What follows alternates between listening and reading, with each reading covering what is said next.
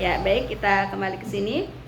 Di tafsir Ibnu Katsir diceritakan ya bahwa penciptaan Hawa yaitu dari tulang rusuk Nabi Adam. Ya, di sini disampaikan dari Ibnu Abbas dan lainnya.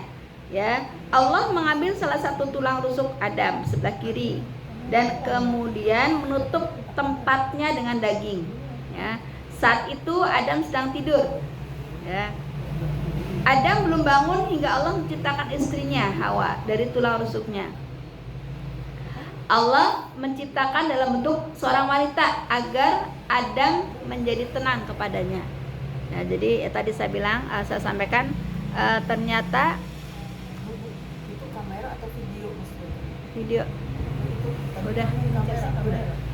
Udah saya. Ya, jadi ketika Adam bangun dari tidur, ia melihat Hawa di sampingnya. Maka ia berkata, sebagaimana yang mereka katakan dan Allah lebih tahu, daging, darah, dan ruhku.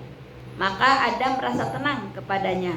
Manakala Allah menikahkan Adam dengannya. Ya, jadi kita bisa ambil ibrah di sini. Tujuan salah satu pernikahan atau dihadirkannya pasangan itu sebenarnya untuk menciptakan rasa tenang. Ya, kalau ada rumah tangga yang tiap hari berantem, nggak ada ketenangan, jadi ada sesuatu yang masalah gitu kan. Kalau berantem sekali ya mungkin ya wajar gitu ya. Tapi kalau tiap hari ini kayaknya ada yang salah ini.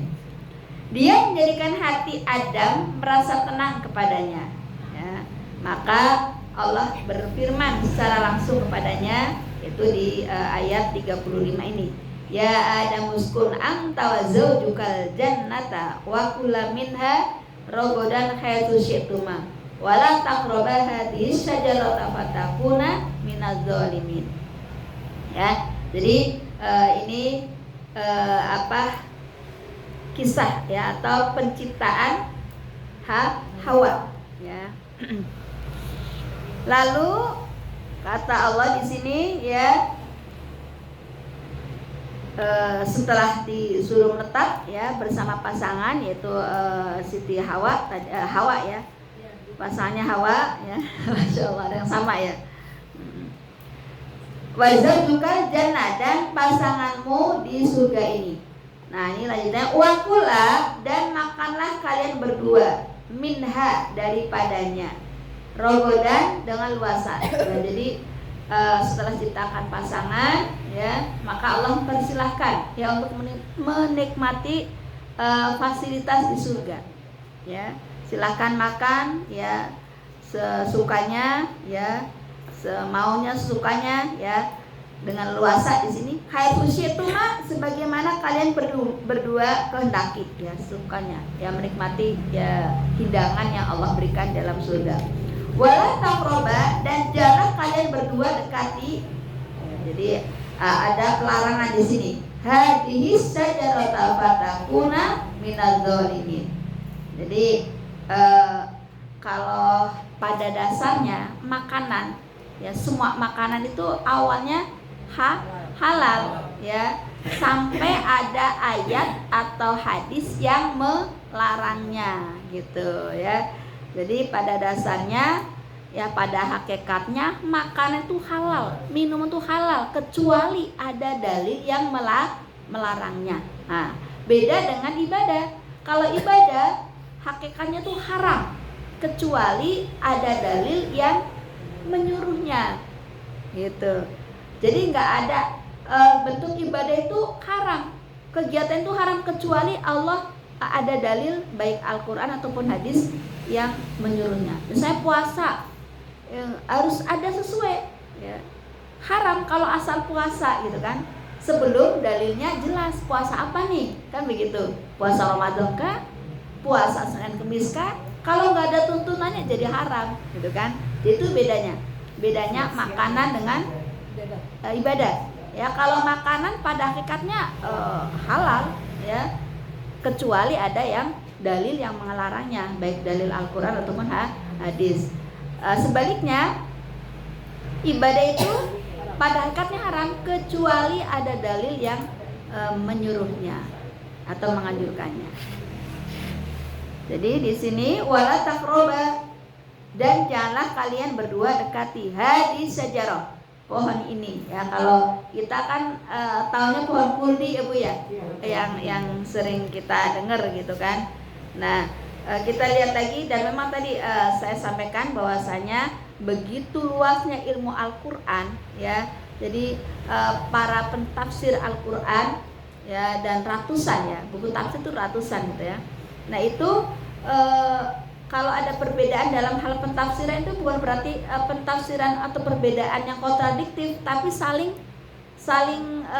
melengkapi ya, menunjukkan bahwa begitu luasnya ilmu Al-Qur'an itu.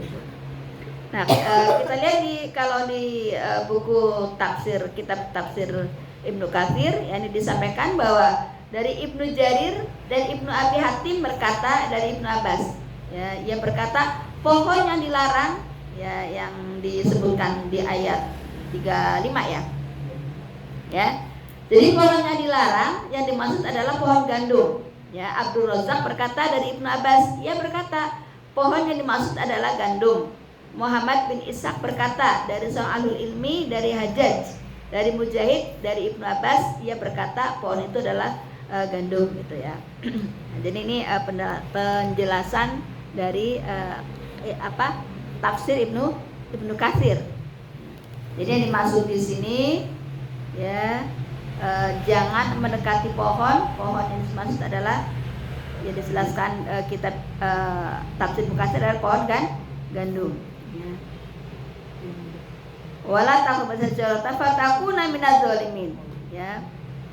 Niscaya fatakuna, niscaya kalian berdua akan menjadi minadz zalimin, termasuk golongan yang zalim ya. Jadi ini hukuman ya bagi yang melanggar perintah Allah, maka termasuk menjadi golongan orang yang zalim. Jadi perbuatan melanggar perintah Allah termasuk perbuatan zalim, menzalimi diri sendiri. Jadi bentuk menzalimi diri sendiri itu adalah melanggar perintah Allah ya. Jadi kalau ada orang berbuat maksiat, itu sebenarnya dia sedang menzalimi diri sendiri gitu ya. Jadi bentuk menzalimi diri sendiri ya, melanggar larangan Allah ya.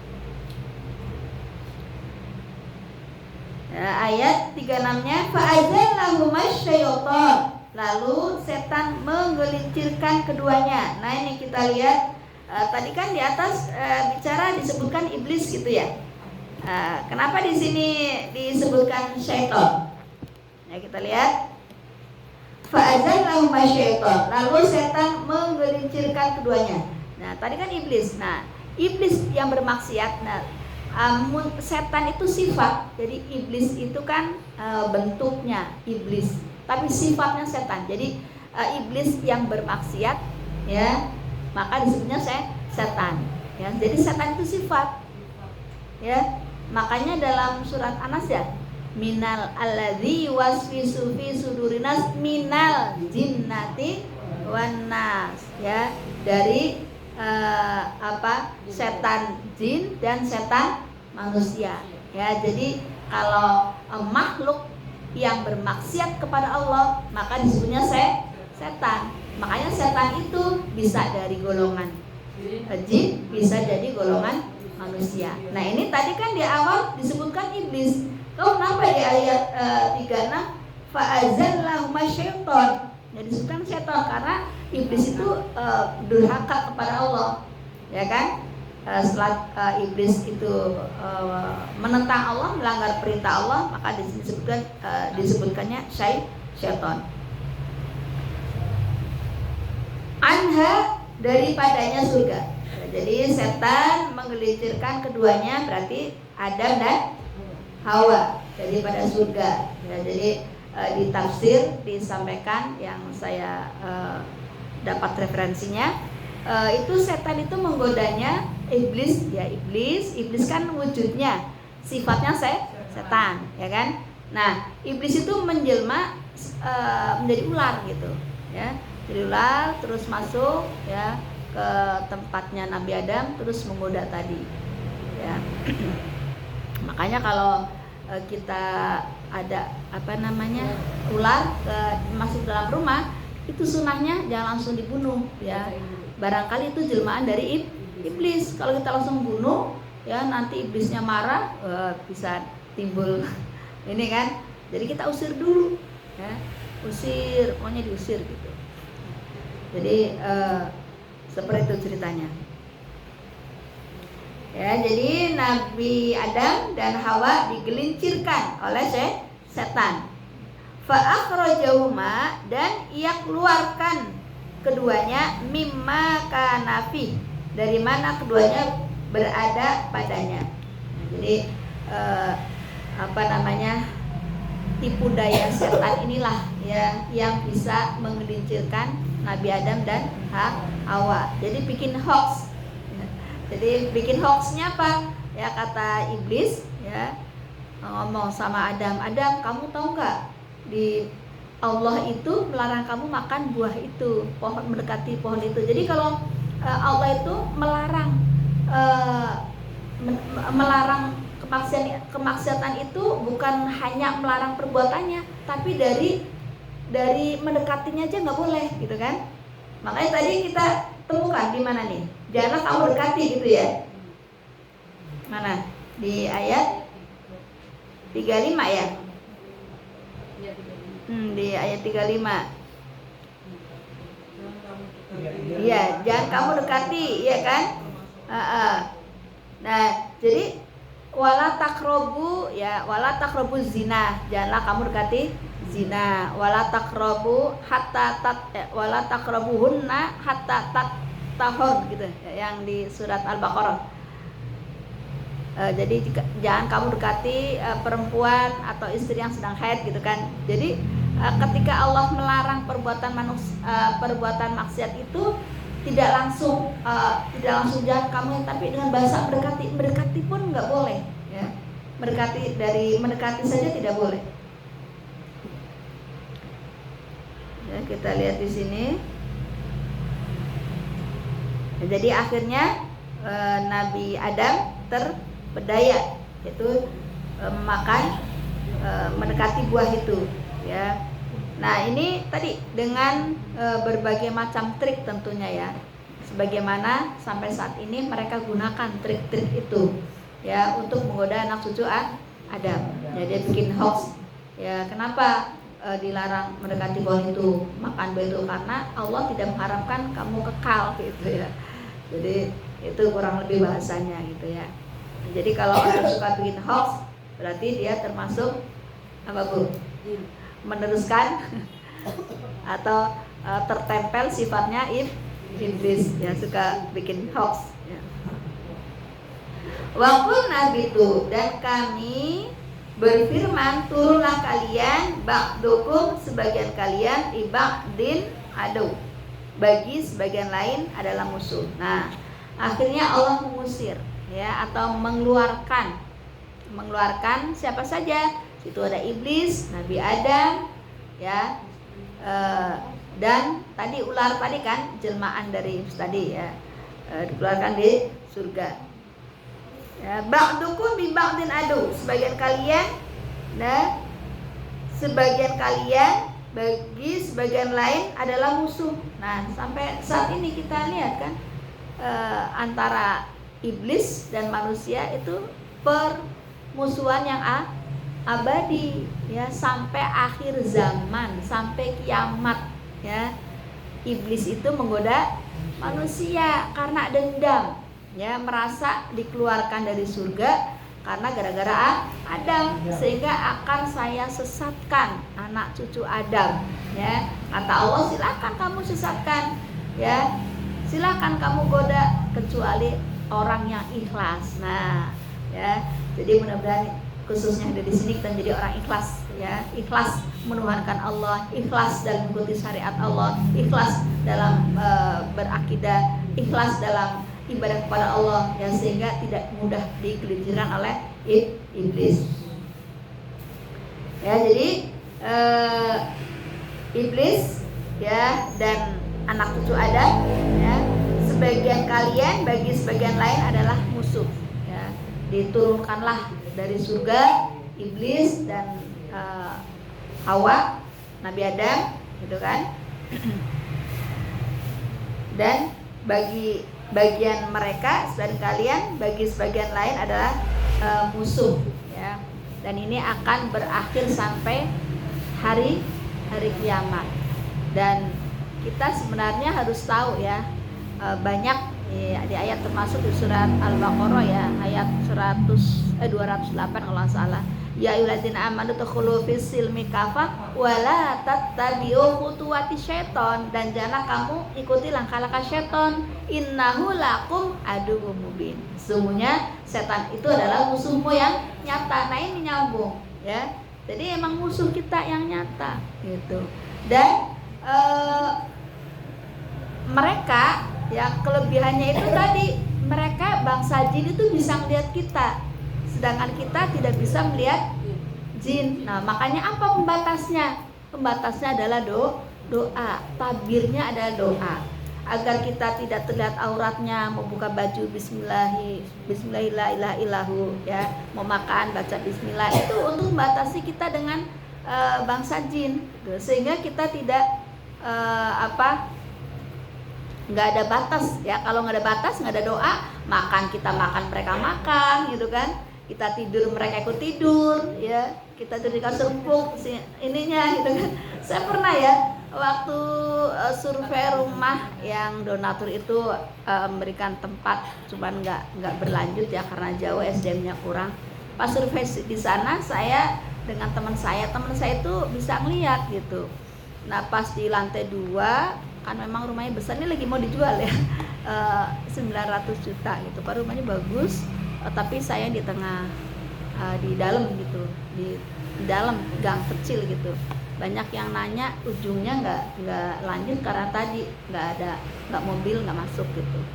Itu rumahnya bagus, tingkat lantai 2, terus itu dijual beserta isinya cuman 900 juta. Tapi masih. Nah, pas saya sudah ke sana di lantai 2 kan itu kamar satu kamar aja besar gitu kan, kamar di dalam itu besar gitu. Kita malah takut. Nah, pas saya duduk, teman saya teriak, "Bu Nisa, itu ada ini," katanya ada yang tidur sambil ngiler. Astagfirullahaladzim. Dia, Ustazah, jangan ini, aduh, ada yang tidur lagi ngiler. Ada yang lagi ngiler bilangnya, ada yang lagi ngiler. Astagfirullahaladzim gitu ya. Jadi begitu ya, dia bisa melihat kita tidak bisa melihat mereka ya. Walaupun ada juga 1-2 lah ya, yang bisa itu ya. Itu ya. Ada bisa melihat itu. Ada, emang ada orang yang indigo atau apa gitu namanya kalau ya, kalau nggak salah ya. Itu malah takut, itu harus diobati, itu sebenarnya penyakit ya. Ya, katanya anaknya dia tuh juga sama, katanya kalau dia suka, katanya mahrib tuh lagi jalan sama emaknya, "Mama, itu kok ayam nggak ada kepalanya, suka aneh-aneh gitu." Itu satu penyakit juga ya, jadi nggak enak juga kan kalau. Nah, ketika kita tidak diperlihatkan hal itu, satu nikmat juga. Coba kalau mata kita bisa nembus ke sana, bisa melihat jin, ya mungkin nggak bisa tidur kali. Jin kan jelek banget, iya bentuknya kayak rupanya gimana gitu kan. Ya, ada yang gimana dan coba. Jadi ketika kita tidak diperlihatkan itu satu nikmat juga, ya kan? Nah, gimana caranya biar kita menghalangi kita dari kehidupan mereka? Itu tadi doa, ya. Kita mau tidur, makan, mau lepas baju. Ya kalau lepas baju asal ini, ya kelihatan malu kan? Gitu. Auratnya terlihat gitu kan? Ya. Jadi itu.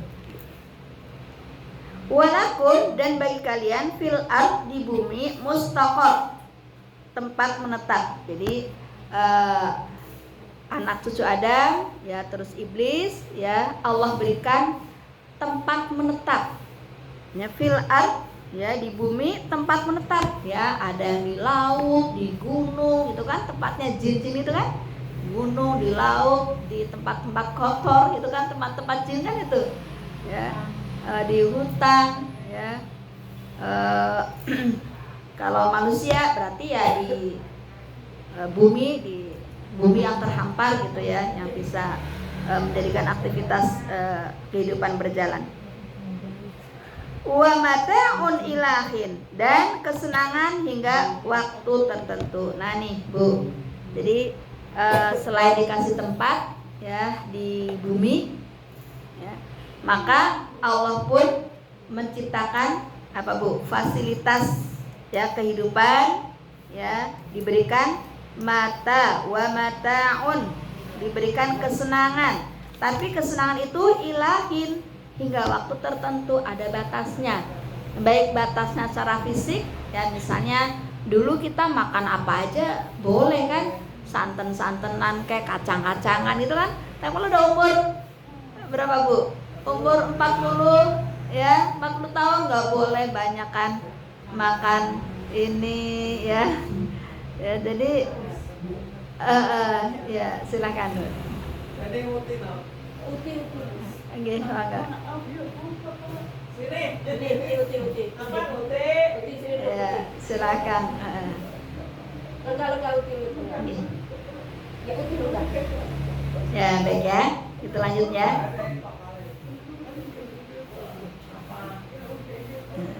Sambil lanjut ya Bu ya. Apa ya? Sambil lanjut ya. Ya, silakan Bu.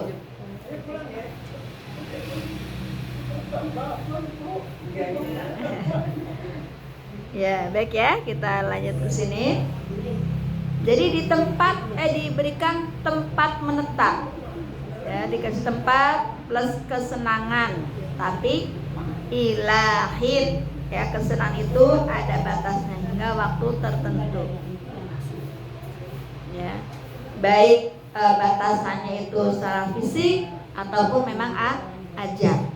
Ya, secara fisik ya tadi misalnya usia dulu muda apa aja deh masuk, tapi kalau usia 40, 45, 50 udah larangan ini dan itu ya, kesenangannya nggak senang lagi, nggak sebebas makan misalnya kalau ini ntar kolesterol, banyak makan ini ntar asam urat kan begitu kan, gitu ya. Jadi terbatas, kesenangannya terbatas ya, terbatas atau terbatas secara usia. Nah, memang waktunya, ajalnya ya, ini ya kan kalau ngikutin Rasul saja 65 ya. Ya. Jadi ya usia umat Nabi Muhammad ya kisaran 60 70 ya. Yang 80 90 ada sih, cuman ya bisa dihitung lah ya. Tapi rata-rata ya 60, kisaran 60 70 gitu. Ya, jadi kesenangan itu. Ya, jadi perbanyak ini ya, cari bekal ya. Jadi wa mata'un ilahin, dan kesenangan hingga waktu tertentu. Ayat 37. Fatalaqqa Adamu, lalu Adam menerima mir rabbihi, dari Tuhannya, kalimat-kalimat fataba alaih, sehingga dia menerima tobat atasnya. Nah ini kan tadi kenapa Nabi Adam dikeluarkan dari surga ya, itu kan memang skenario Allah sudah dibentuk begitu kan. Di surat Al-Baqarah juga di ayat sebelumnya, ayat 30 ya, wa qala rabbuka lil malaikati inni ja'ilun fil ardi khalifah, kan begitu ya. Jadi memang Allah akan apa, menciptakan manusia sebagai khalifah gitu kan. Jadi dibikin skenarionya begitu ya, ujung-ujungnya emang sudah disiapkan untuk menjadi khalifah di bumi, tapi di ceritanya di itu dulu ya, di surga dulu ada yang ganggu gitu kan. Nah apa hikmahnya ya, hikmahnya biar Nabi Adam dan anak cucunya kelak, anak Adam bisa bercerita, oh ini indahnya surga gitu kan. Sudah pernah menetap di surga ya. Walaupun tadi sebenarnya skenario Allah ya, memang Adam itu diceritakan untuk sebagai khalifah gitu. Jadi, tapi dibikin cerita, dibikin perjalanan seperti itu gitu ya. Itu kehendak Allah, semua kan ya Allah yang punya kuasa gitu kan. Jadi, nah nih, fatalaqqa Adamu, lalu Adam menerima mir rabbi, dari Tuhannya, kalimat-kalimat fataba, sehingga dia menerima taubat alai, atasnya. Ya, jadi tadi apa dosa atau kesalahan Nabi Adam? Kan di ayat atasnya, iya, ya fatakuna minaz zalimin, ya, bahwa kalian berdua Adam dan Hawa akan menjadi termasuk orang yang zalim karena melanggar larangan Allah, ya. Makanya bagaimana cara tobatnya? Ya, bagaimana cara Nabi Adam mohon ampun kepada Allah? Maka Allah turunkan fatalaqa Adamu, lalu Adam menerima mirrobi, dari tuanya kalimat-kalimat, ya, kalimat-kalimat doa-doa, ya, yang isinya taubat, doa minta ampun, ya, fataba alaih, sehingga dia menerima taubat atasnya. Yang mungkin kita hafal semua, ya, Rabbana zolamna anfusana wa ilam takfir lana wa tarhamna lana kunana minaz zalimin. Nah, minal khosirin, ya. Jadi itu salah satu doa Nabi Adam, ya, doa untuk minta ampun kepada Allah. Rabbana, ya Allah Tuhanku, zolamna, ya, aku termasuk orang yang menzolimi, ya, tadi kan zolim diri sendiri kan tadi di ayat 35, ya, karena melanggar Allah. Rabbana zolamna anfusana, mendolimi diri sendiri. Wa ilam taghfir lana, ya, jika tidak engkau ampuni, wa tarhamna, dan kau tidak beri rahmat, maka kami termasuk orang-orang merugi, minal khosirin. Nah, jadi Nabi Adam diberikan kalimat-kalimat taubat oleh Allah. Innahu, sesungguhnya dia, dialah Allah Tawwabur Rahim, Maha menerima taubat lagi Maha penyayang. Masya Allah, ya. Ini Allah begitu Maha Rahman dan Rahim. Jadi jangan sampai putus asa dari rahmat Allah. Ini Allah dengan orang yang berbuat dosa pun Allah tetap, ya, Maha menerima taubat, Maha penyayang, ya. Bagaimana dengan orang yang taat? Kan lebih-lebih kan, ya. Allah saja dengan orang yang bermaksud kepada Allah, Allah tetap, ya, menerima taubatnya, tetap Maha penyayang, mengasihani, ya. Bagaimana dengan orang yang taat, yang nurut, sami'na wa ata'na, itu tentunya Allah lebih lagi membalas akan ketaatan hambanya. Nah, di dalam satu hadis disampaikan bahwa ketika seseorang hamba, ya, dia berbuat maksiat lalu tobat mendekati Allah dengan merangkak, nah, disebutkan, ya, dengan merangkak mendekati Allah dengan merangkak, maka Allah akan menghampirinya dengan berjalan. Masya Allah. Dan jika orang itu yang berdosa bertobat kepada Allah, ya, mendekati Allah dengan berjalan kaki, maka Allah akan berlari menuju hambanya. Masya Allah, ya, begitu Allah cinta kepada kita semua, ya, Rahman dan Rahimnya, ya, diberikan kepada hambanya yang mau bertaubat. Ayat terakhir, ya, 39. 38, maaf, ya, ayat 38. Kulnah biltu, dan kami berfirman, turunkanlah minha, darinya surga, jami'a, semua, ya. Jadi tadi, ya, Allah memerintahkan, ya, turun siapa? Jami'a. Jami'a berarti ya itu tadi Adam, Hawa, dan iblis. Fa'imma, kemudian apabila ya'tiyanakum, benar-benar telah datang kepada kalian minni, dariku, huda, suatu petunjuk, faman tabi'a, maka siapa yang mengikuti huda, petunjukku, budaya, fala khaufun, niscaya tiada takut. Nah, nih, ya. Jadi kalau ketika kita mengikuti satu petunjuk, ya, di sini dijelaskan ketika apabila datang kepadamu petunjuk, ya, lalu kita mengikuti petunjuk itu, ya, maka barang siapa yang mengikuti petunjuk itu, di sini disebutkan fala khaufun, niscaya tiada takut. Jadi kalau kita mengikuti aturan Allah dan Rasul, itu niscaya tidak akan ada rasa takut, ya. Fala khaufun, niscaya tidak takut. Tidak takut apa? Kalau tidak takut biasanya hal-hal yang terkait dengan masa kalau takut berarti masa depan. Ya, kita nggak takut akan masa depan kita, terutama di akhirat. Ya, kita sudah nabung, ya sudah capek di dunia ibadah, jadi nggak takut ya nanti di akhirat. Ibarat kalau orang punya bekal, pulang kampung banyak bekal kan nggak takut. Nah, ketika kita taat kepada Allah, mengikuti aturan Allah, ya sami'na wa ata'na, menjalankan ketaatan, maka di sini fala khaufun, nggak takut nanti di akhirat karena bekalnya sudah cukup gitu. Ya, fala khaufun. Kalau hal terkait yang berhubungan dengan takut berarti hal-hal yang akan datang. Ya, baik yang akan datang itu bentuknya akhirat. Jadi kalau orang beriman, beramal soleh, taat, ya dia nggak takut ketika kematian datang. Ya, dia sudah siap ya dengan insya Allah. Yang penting saat ini taat sampai kematian datang dalam keadaan taat. Jadi tidak takut dengan masa depan itu di akhirat. Ya, gitu.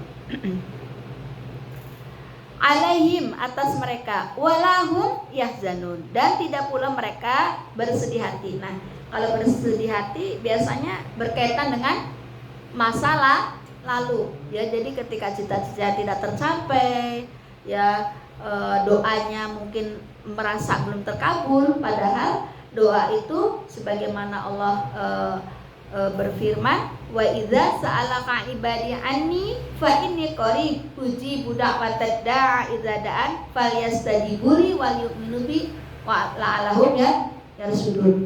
Ya, jadi Allah itu dekat ya, dan Allah mengabulkan setiap doa.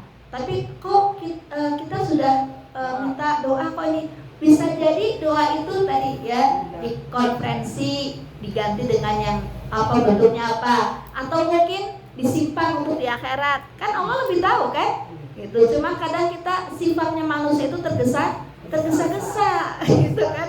Mintanya A, ya Allah kenapa Allah kasih B gitu kan. Mintanya ini seakan-akan pengen buru-buru gitu.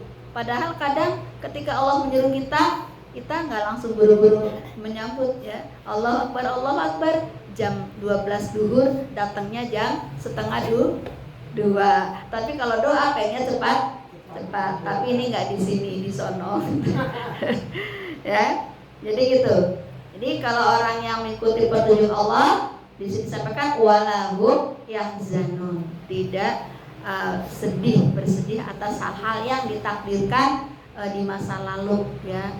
Misalnya ya yang ditakdir kita kan beda-beda ya, pengen hidup sama suami sampai nenek kakek misalnya kan ya, tapi ternyata Allah lebih sayang mengambil pasangannya ya, itu ya sedih sih wajar gitu ya. Kalau ditinggal suami nggak sedih kan ini orang kenapa gitu kan, jangan gitu kan. Tapi bukan berarti sedihnya itu terbawa gitu kan, sehingga seakan-akan tidak ada masa depan. Ya, pada masa kita itu ya, masa yang dimiliki kita ya masa sekarang. Ya masa lalu bukan milik kita. Masa depan belum tentu kan. Belum tentu kita hidup berapa tahun ke depan. Yang kita miliki adalah masa sekarang. Maka manfaatkan isi masa yang sekarang ini gitu. Jangan masa depan saya kalau ngaji nunggu anak udah gede-gede, saya kalau ngaji nunggu anak udah mantul semua, repot. Ya, karena masa yang kita miliki adalah masa sekarang. Iya, masa sekarang. Masa kemarin bukan milik kita, sudah berlalu, ya kan? Kalau masa depan apalagi? Nggak tahu nyampe nggak umur kita. Makanya milik kita adalah masa sekarang. Maka nikmati isi ya dengan ketaatan masa sekarang. Jangan menunda ketaatan. Mau ngaji nunggu anaknya gede semua. Mau ngaji nunggu ntar nggak nyampe kan? Katanya belum ini semua udah mati. Iya, belum nyampe, udah nyampe duluan umurnya. Ya, sampai mana tadi? Ya, jadi orang beriman yang taat kepada petunjuk Allah, fala khaufun 'alaihim wala hum yahzanun. Ya, tidak takut entar anak saya di mana, bapak udah mau pensiun. Nah, kan kadang ada begitu ya, khawatir ya, anak masih kecil nih, ayahnya bentar lagi pensiun gitu ya. Allah ya kan Maha Kaya ya. Terakhir Walladzina kafaru, dan orang-orang yang kafir, wa kadzabu, dan mereka mendustakan. Jadi orang yang ingkar, orang kafir itu kan ingkar, ya kan? Kafir itu siapa? Bisa jadi dia musyrik, kan? Musyrik juga ingkar, ya kan? Ya kafir, musyrikin, ya wa kadzabu, dan mereka mendustakan bi ayatina, terhadap ayat-ayat kami, ya ulaika, mereka itu adalah ashabun nar, para penghuni neraka. Nah, ya, hum fiha khalidun, mereka adalah fiha, di dalamnya, khalidun, orang-orang yang kekal. Jadi yang kekal di neraka itu adalah orang-orang kafir, musyrik, ya, kafir, musyrik itu kekal, ya, munafik, ya.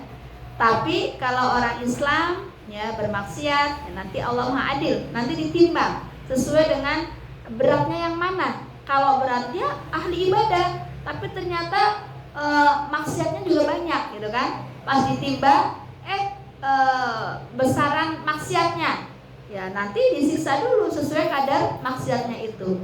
Apakah puluh miliar tahun, gitu kan? Gitu. Jadi sesuai dengan hasil akhirnya, timbangannya. Kalau timbangan amal buruknya lebih banyak, berarti dia mampir dulu di neraka, dicuci dulu, naudzubillah min dzalik, ya. Jadi jangan menganggap enteng dosa, ya, karena semua ada perhitungannya, ya. Nah, jadi di sini yang kekal di neraka adalah orang kafir dan musyrik. Kalau orang muslim, ya, orang Islam, nanti ditimbang sesuai dengan timbangan mana yang besar, ya, atau yang berat, nanti di Allah Maha Adil, tentunya pasti Allah Maha Adil, ya. Baik, ayat 39 saja, ya, insyaallah. Besok kita lanjutkan ayat 40-nya. Wallahu a'lam bishawab. Mudah-mudahan yang sedikit ini bisa membuat kita semakin cinta kepada Al-Qur'an, semakin yakin, ya, atas janji-janji Allah, ya, fala khaufun 'alaihim wala hum yahzanun. Ya, ini harus ditanamkan dalam hati kita nih, ya. Yang jelas kita nurut aja sama Allah, ikutin petunjuk Allah, maka fala khaufun 'alaihim wala yahzanun itu kita yakin. Tapi kalau kita jauh sama Allah, kita mau mempraktekin ini, kita ragu, bener nggak? Kita takut apa sedih? Nggak bisa dibohongin. Kalau kita takut jauh sama Allah, ya nggak ada rasa ini, malah mungkin sebaliknya, ya, ada was-was, ada ragu, ada takut dan sebagainya, ya. Wallahu a'lam bishawab. Itu saja, kurang lebihnya mohon maaf. Nanti kita bisa lanjutkan tanya jawab, ya, dari saya. Wassalamualaikum warahmatullahi wabarakatuh.